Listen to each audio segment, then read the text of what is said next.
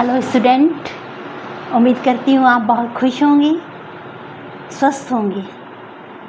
पिछली बार हमने आपकी क्लास 10 की हिंदी कोर्स बी की स्पर्श बुक का जो पोएम थी, कविता कर चले हम फिदा पढ़ी थी, जिसके कवि थे कैफी आज़मी जी। और आज हम आपकी इस पाठ्यक्रम में जो अंतिम कविता है आत्मत्राण, उसका अध्ययन करेंगे, जिसके कवि है श्री रविंद्रनाथ ठाकुर जी, जिन्हें रविंद्रनाथ हम टैगोर जी भी कहते हैं। इनका जन्म 6 मई 1861 को बंगाल के एक संपन्न परिवार में हुआ था और नोबेल पुरस्कार पाने वाले ये प्रथम भारतीय थे और जिन्हें अपनी काव्य कृति गीतांजलि के लिए नोबेल पुरस्कार दिया गया था। तो उन्हीं की ये कविता है बच्चों। आमतौर पर हम देखते हैं कि हम भगवान से अनेक प्रकार से प्रार्थना करते हैं कि भगवान तुम मेरी मुसीबत में सहायता करना, तुम मेरा एक बिगड़ा काम बना देना, तुम ये करोगे तो मैं तुम्हें ये दूंगा। अनेक प्रलोभन भगवान को हम देते रहते हैं, लेकिन कवि कुलगुरु जो रविंद्रनाथ जी हैं, उनका जो प्रार्थना करने का ढंग है वो अन्य से अलग है। अब वो क्या चाहते हैं, जैसे उदाहरण के तौर पर कोई तैरना सीखना चाहता है, तैराक बनना चाहता है, तो जो ट्रेनर है, जो तैराक है, उसके आसपास बना रहेगा, उसका मनोबल बढ़ाएगा, कॉन्फिडेंस बढ़ाएगा। लेकिन तैरना तो पानी में हाथ पैर तो उसे स्वयं मारने पड़ेंगे। इसी तरीके से कोई विद्यार्थी है, जब वो परीक्षा देने के लिए जाता है तो अपने बड़ों से आशीर्वाद लेकर जाता है। बड़े उसे आशीर्वाद देते भी हैं, जैसे घर में दादा दादी, माता पिता और अन्य सगे संबंधी जो भी हमारे आसपास हैं, उनका आशीर्वाद लेकर हम जाते हैं। लेकिन परीक्षा में मेहनत तो विद्यार्थी को अपने आप ही करनी होती है। इसी तरीके से कुश्ती के अखाड़े में देखिए, दो पहलवान कुश्ती लड़ते हैं, लोग उनका मनोबल बढ़ाते हैं, तालियां बजाते हैं, वाह वाह करते हैं, उत्साह बढ़ाते हैं। लेकिन जो कुश्ती के अखाड़े में दांव-पेच लड़ने होते हैं, वो तो पहलवान को अपने आप ही लड़ने होते हैं, अपनी ही शक्ति लगानी होती है। तो इसी तरीके से कवि गुरु जो हैं रविंद्रनाथ जी मानते हैं कि प्रभु में सब कुछ संभव करने की सामर्थ्य है, क्योंकि ईश्वर तो सर्वशक्तिमान है। लेकिन वो ये नहीं चाहते कि उनके लिए ईश्वर ही सब कुछ कर दे, वे कुछ ना करें। आपत्ति विपत्ति में, किसी भी द्वंद्व में सफल होने के लिए वो चाहते हैं कि वो स्वयं संघर्ष करें, खुद सामना करें, प्रभु को कुछ ना करना पड़े। फिर आखिर वे अपने प्रभु से चाहते क्या हैं, ये हम इस कविता में पढ़ेंगे। इसका बच्चों बंगला से हिंदी अनुवाद आचार्य हजारी प्रसाद द्विवेदी जी ने किया है। जो ओरिजिनलिटी, जो मौलिकता इसमें बंगला में थी, वही मौलिकता हिंदी कविता में भी, आत्मत्राण में भी हमें मिलेगी, वही प्रेरणादायी शक्ति। तो कविता का नाम है आत्मत्राण। आत्मत्राण नाम से ही स्पष्ट हो रहा है, आत्म यानी आत्मा, त्राण यानी रक्षा, अपनी आत्मा की रक्षा। आत्म यानी आत्मा, हमारा स्वयं हम, और त्राण यानी रक्षा, अपनी स्वयं की रक्षा कैसे करनी है वो हम इस कविता में आज पढ़ेंगे बच्चों। तो विपदाओं से मुझे बचाओ, यह मेरी प्रार्थना नहीं है। कवि ये प्रार्थना नहीं करना चाहता कि ईश्वर मुसीबत में उसे बचाएं, उसकी रक्षा करें। केवल इतना हो करुणा में कि हे करुणा करने वाले, हे दीनों के नाथ, सिर्फ इतना हो कि इस घड़ी में भी मैं हार ना मानूं, विपत्ति में न विपदा में पाऊं भय, यानी कभी भी मुसीबत के समय में मैं डरूं नहीं, मैं डरूं नहीं। भय यानी डरना, विपदा यानी मुसीबत,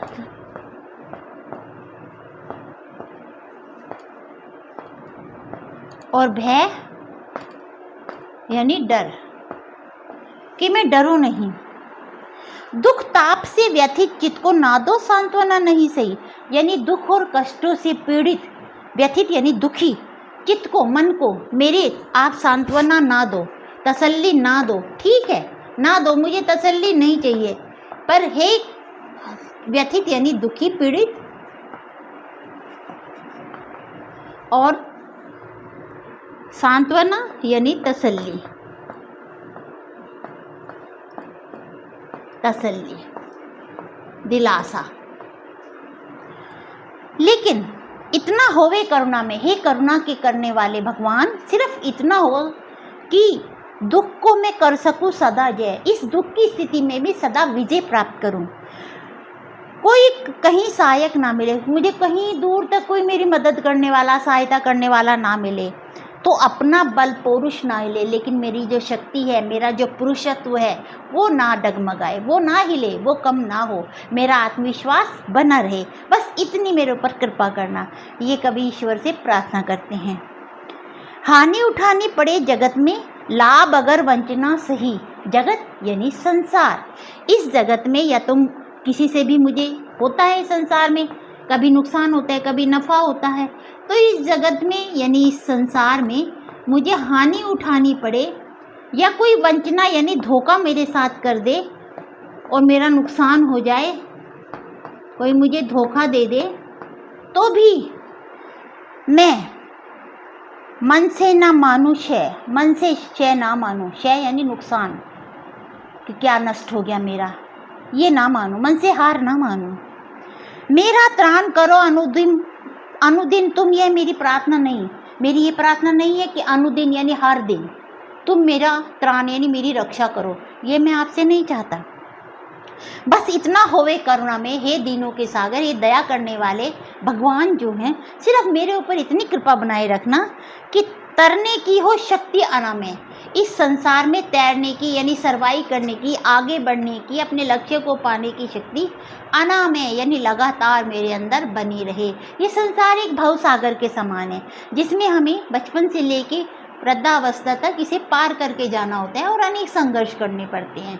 तो ये शक्ति मेरी कम ना हो, ये कभी प्रार्थना करते हैं। मेरा भार अगर लघु करके तुम ना दो सांत्वना नहीं सही, भार यानी रेस्पॉन्सिबिलिटीज़, उत्तरदायित्व, जो हम इस संसार में हमारे परिवार में हमारी जिम्मेदारियां होती हैं, समाज में हमारी कल्याण जिम्मेदारियां होती हैं, और संसार के कल्याण के लिए भी हमारे कुछ भार होते हैं, कुछ रेस्पॉन्सिबिलिटी होती है। तो इन्हें तुम कम मत करो, लेकिन मुझे तसल्ली भी मत दो। केवल इतनी अनुनय रखना, इतनी कृपा मेरे ऊपर रखना कि वहन कर सकूं इसे निर्भय, वहन यानी ढो सकूं, वहन करना, निभाना, ढोना, कैरी करना, इसे मैं ढो सकूं, निभा सकूं, ढोना या निभाना, इस जिम्मेदारी के बोझ को मैं निभा सकूं, इतनी मेरे ऊपर कृपा बनाए रखना। ये भगवान से प्रार्थना कर रहे हैं रविंद्रनाथ ठाकुर जी। नतशीर होकर सुख के दिन में, और सुखों के दिन जब मेरे आए, तभी मैं सिर नतशीर यानी सिर झुकाकर, तब मुख पहचानूं छिन छिन में, तुम्हारे मुख को पहचानूं यानी तुम्हें याद रखूं। आमतौर पर क्या होता है, जब सुख आ जाते हैं तो लोग उसमें लीन हो जाते हैं और भगवान को भूल जाते हैं, पर कवि ऐसा नहीं चाहते। कवि कहते हैं मैं सुख के दिनों में भी भगवान को हर पल याद रखूं। दुख रात्रि में करे वंचना मेरी, जिस दिन निखिल मही, निखिल यानी सारी, मही यानी धरती, ये सारी धरती भी दुख रूपी रात्रि यानी कष्ट आ जाए मेरे जीवन में, अंधेरा अंधेरा छा जाए और सब मुझसे धोखा दे दें, तो भी उस दिन ऐसा हो करुणा में, हे करुणा करने वाले, हे दया करने वाले भगवान, उस दिन कुछ ऐसा हो तुम पर करूं नहीं कुछ संशय, तुम पर मैं कोई संदेह ना करूं कि भगवान ने मेरे साथ ये कर दिया, तुम्हें मैं आरोप ना लगाऊं, तुम्हें दोष ना दूं, ऐसी मुझे शक्ति देना। तो ये थी रविंद्रनाथ ठाकुर जी की प्रार्थना, जो वो भगवान से करना चाहते हैं कि वो किसी भी स्थिति में भगवान को दोषी ना ठहराएं।